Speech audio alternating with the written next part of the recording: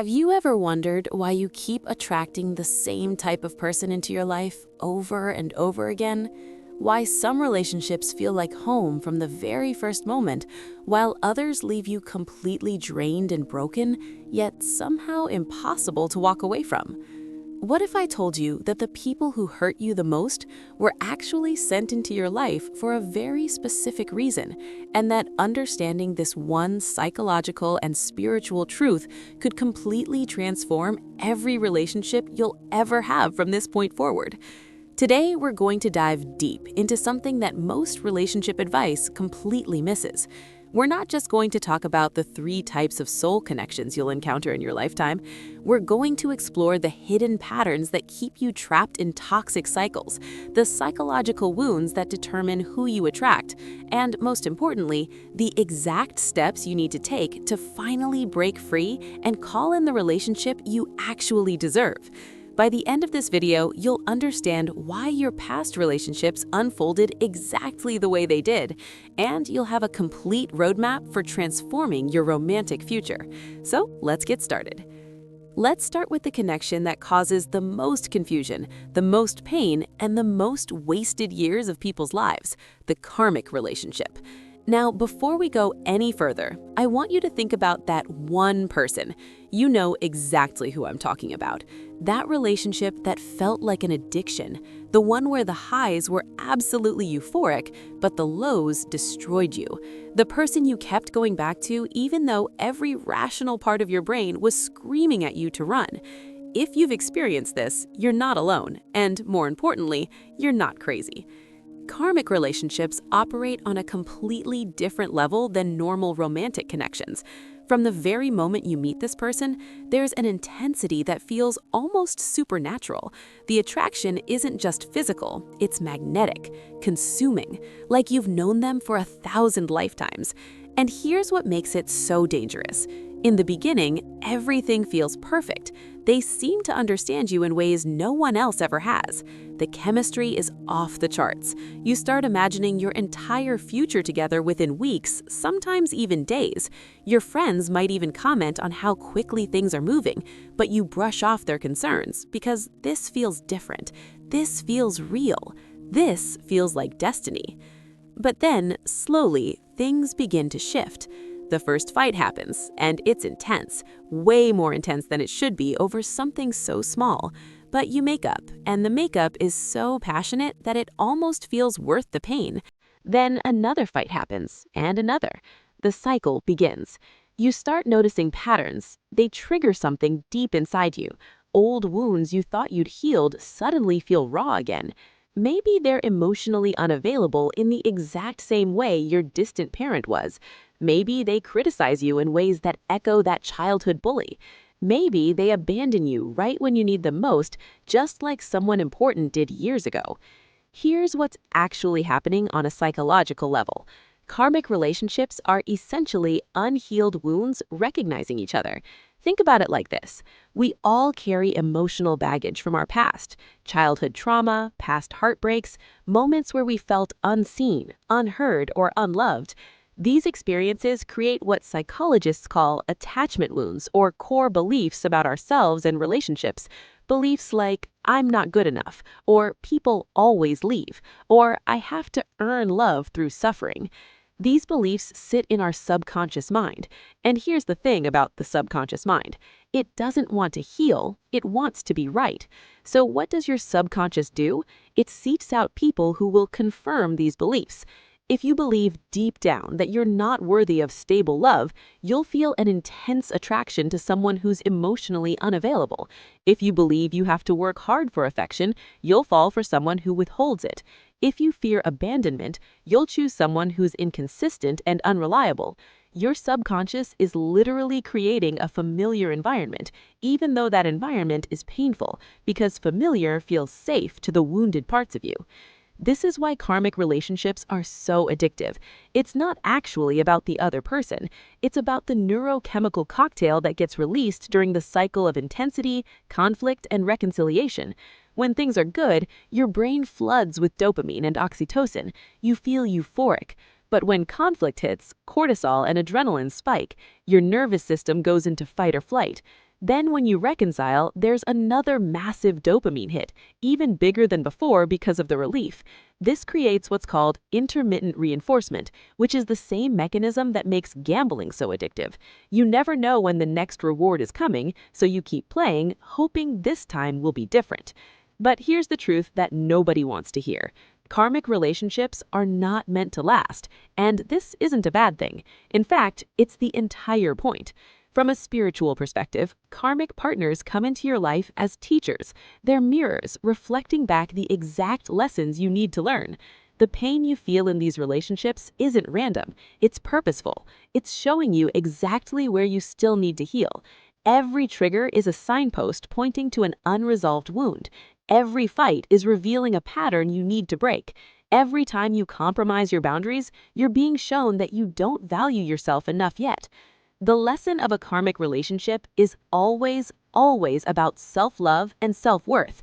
It's teaching you to recognize your patterns, to see how you abandon yourself to keep someone else, to understand that the love you're desperately seeking from them is actually the love you need to give yourself.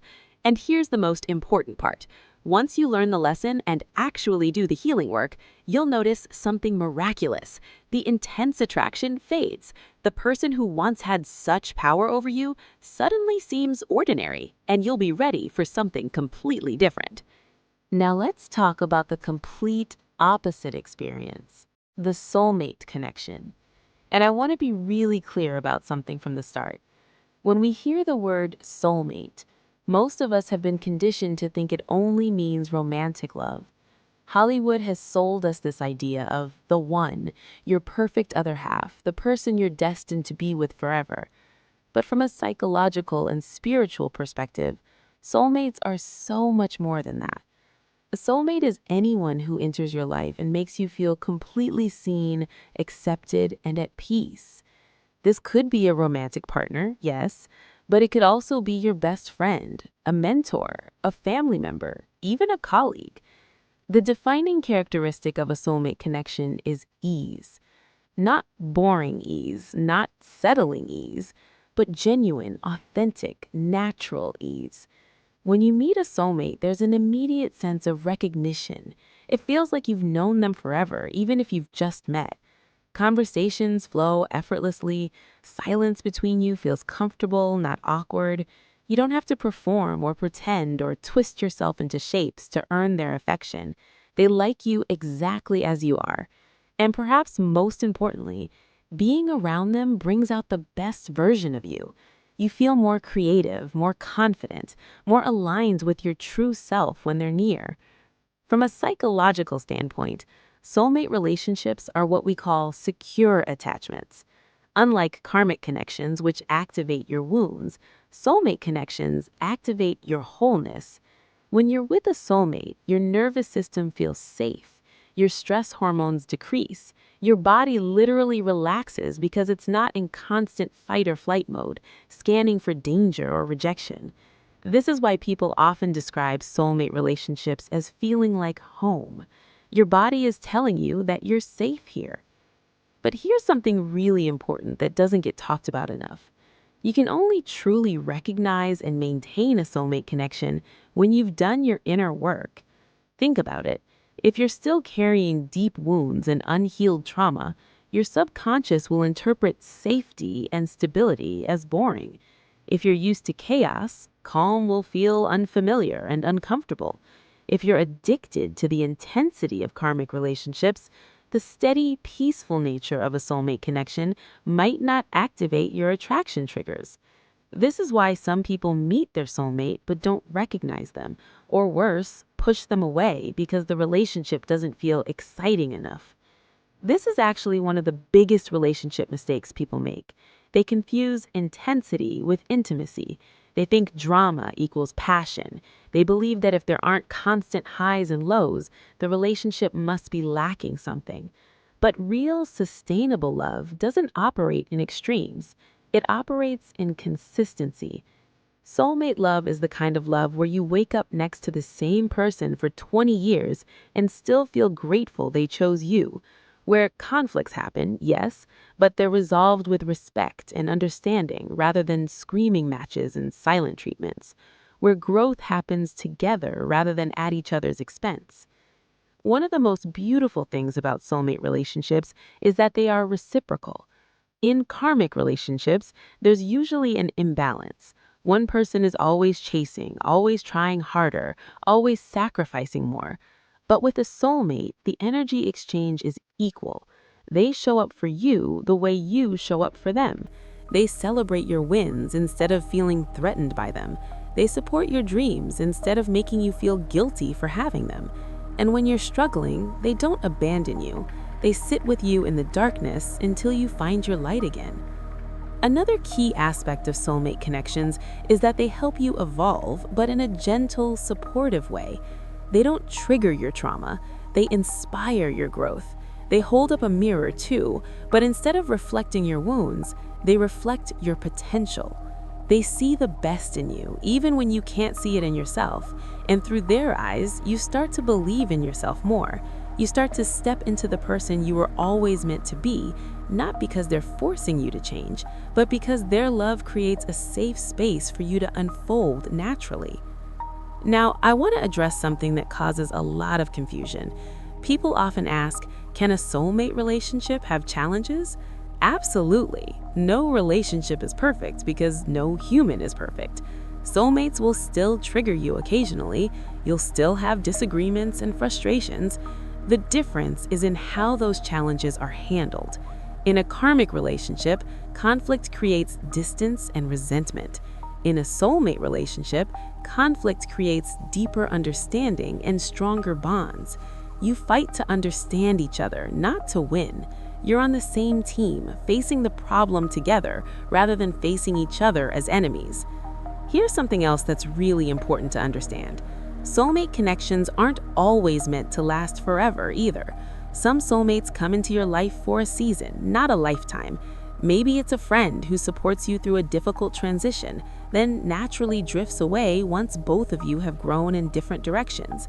Or maybe it's a mentor who guides you for a few crucial years, then steps back once you've learned what you needed. Or maybe it's a romantic partner who loves you deeply, but ultimately isn't aligned with your long-term path. And that's okay. The purpose of a soulmate isn't always permanence, it's presence. It's showing you what healthy love feels like, so you know what to look for and what to create in your future relationships. One of the most powerful things a soulmate does is help you heal from karmic relationships.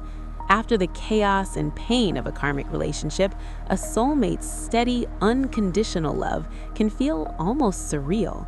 They prove to you that love doesn't have to hurt, that you don't have to earn affection through suffering, that someone can stay even when things aren't perfect, that you are worthy of respect, consideration, and genuine care. This is healing work happening in real time through lived experience rather than just theory. So, how do you know if someone is a soulmate?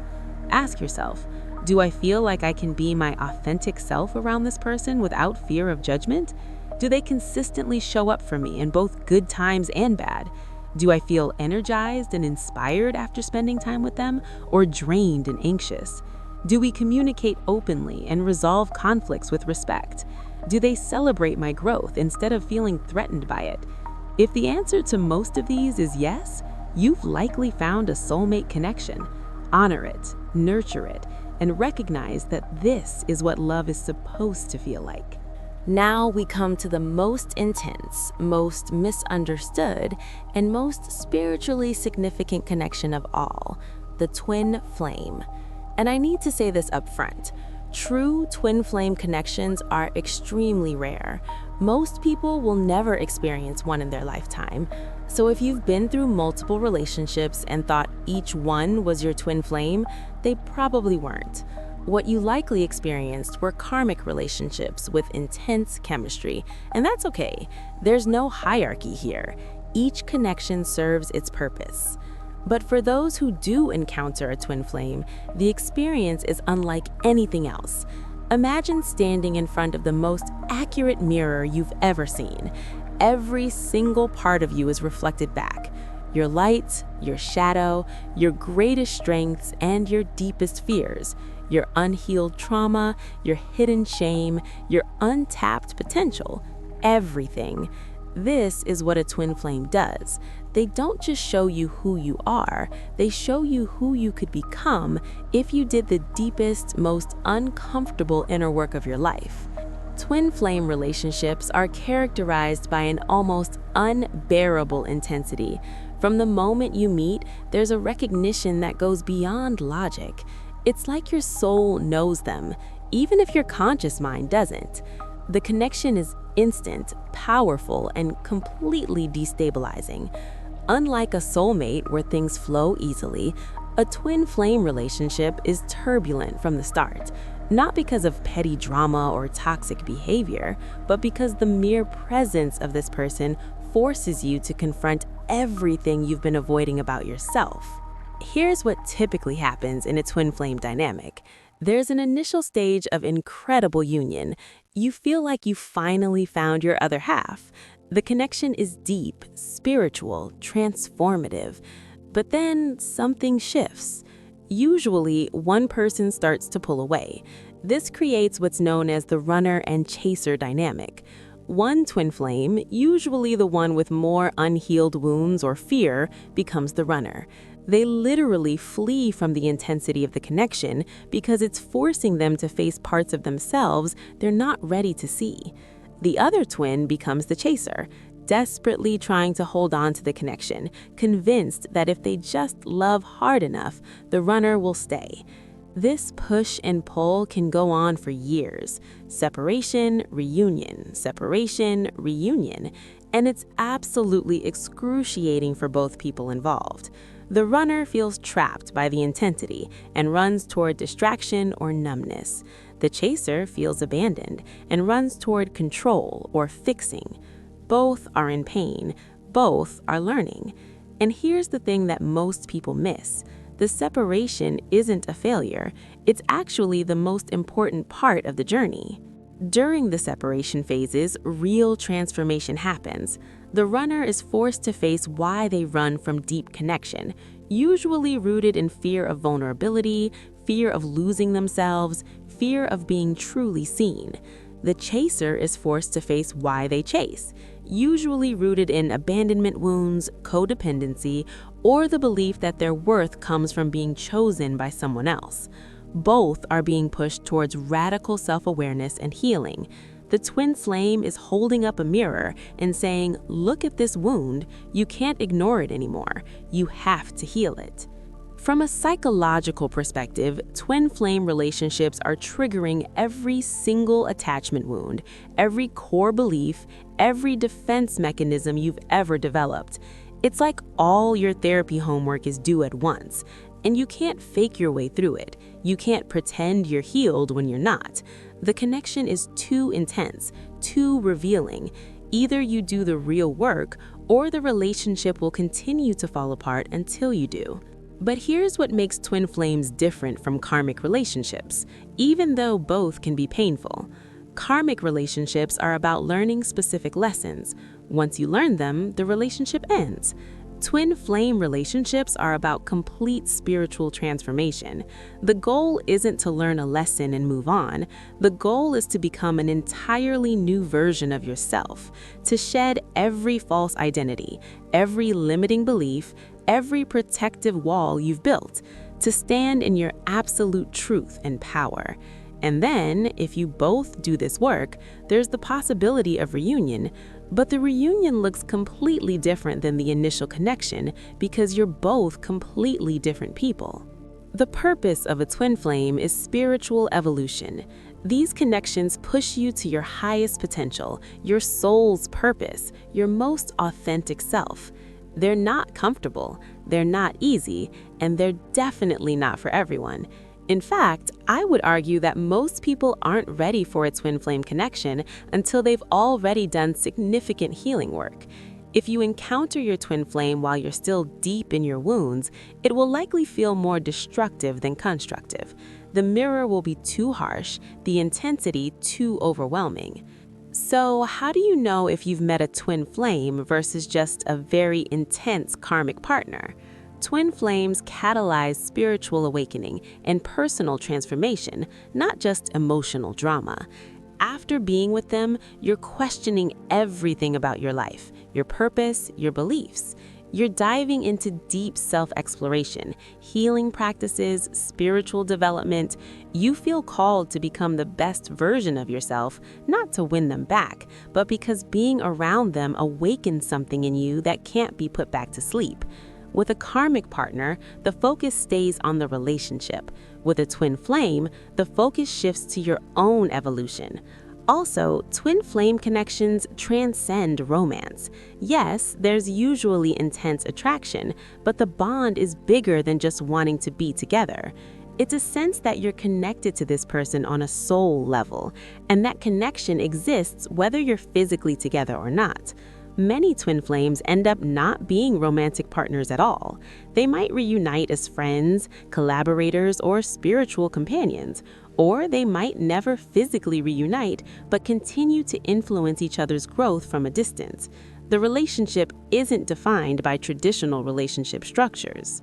And here's something that might be hard to hear. You cannot force a twin flame reunion. No amount of manifestation, no love spell, no desperate effort will make it happen before both people are ready. The reunion occurs when both twins have done enough inner work to come together in a healthy, balanced way. Sometimes that takes years. Sometimes it doesn't happen in this lifetime. And that's okay, because the relationship's true purpose isn't romantic union, it's catalyzing your spiritual evolution. If you've encountered your twin flame, the gift isn't them. The gift is who you become through knowing them. So we've explored these three connections: the karmic partner who teaches through pain, the soulmate who loves through presence, the twin flame who transforms through intensity. But here's the ultimate truth that ties all of this together: the common thread in every single relationship you'll ever have: you. The type of relationships you attract, the patterns you repeat, the connections you form, they're all directly connected to your relationship with yourself. This isn't some abstract spiritual concept, it's basic psychology. Your external relationships are mirrors of your internal world. If you don't love yourself, you'll attract people who don't love you properly either. If you don't have boundaries, you'll attract people who violate them. If you don't believe you're worthy, you'll settle for scraps of affection and call it love. Think about it this way: every person who enters your life is responding to an energetic frequency you're broadcasting. That frequency is created by your beliefs, your wounds, your level of healing, your self-worth. When you believe deep down that you're not enough, you broadcast a frequency that says, "I'll accept whatever you give me because I don't think I deserve better." And guess who picks up on that signal? People who want to give you the bare minimum, people who are emotionally unavailable, people who will take everything you offer and give nothing back. But when you do the inner work, when you genuinely start to love yourself, set boundaries, heal your wounds, and recognize your worth, something shifts. Your frequency changes. You start broadcasting, "I know my value and I won't settle for less than I deserve." And suddenly, the people who would have pursued you before aren't interested anymore because they can sense they won't get away with their usual patterns. But different people start appearing, people who are also doing their work, people who are ready for real connection, people who can match your energy. This is why chasing a specific person or type of relationship never works in the long run. You can't skip the inner work. You can't manifest a healthy relationship while you're still operating from wounded patterns. You can't attract your soulmate while you're still addicted to karmic intensity. You can't reunite with your twin flame until you've transformed yourself. The relationship you want exists on the other side of your healing, not before it, not instead of it, after it. So the real work isn't about finding the right person, it's about becoming the right person. It's about healing your attachment wounds so you stop seeking validation from others. It's about developing self-love so you stop accepting treatment that dishonors you. It's about building a life you're genuinely excited about so you stop making relationships your entire identity. It's about learning to sit with yourself, enjoy your own company, and feel whole on your own so that when someone enters your life, they're adding to your happiness, not creating it.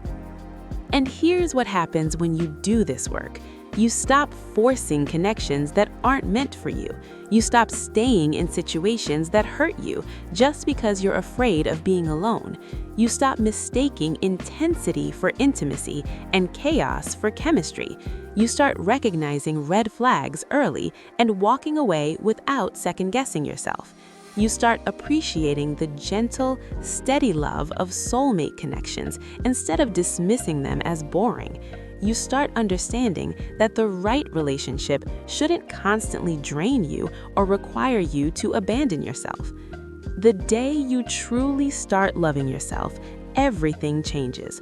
Not because you suddenly become perfect, but because you stop accepting imperfect love.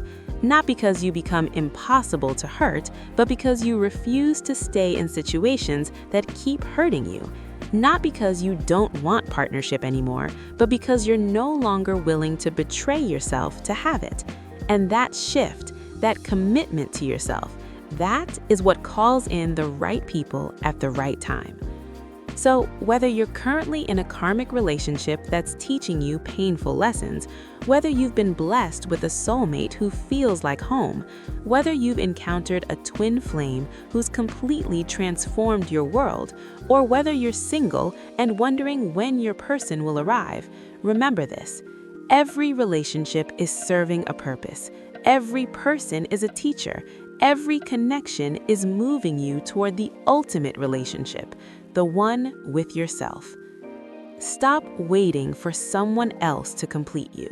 You are not half of a whole. You are already complete. Do the work, heal the wounds, love yourself fiercely, and trust that when you're ready, when you're truly ready, the right connections will find you, not a moment before, but exactly when you need them. Thank you for watching. If this resonated with you, please like this video and subscribe for more content on relationships, psychology, and spiritual growth. And leave a comment below telling me which type of connection you've experienced and what it taught you. I read every single one. Until next time, remember that the love you seek is already within you.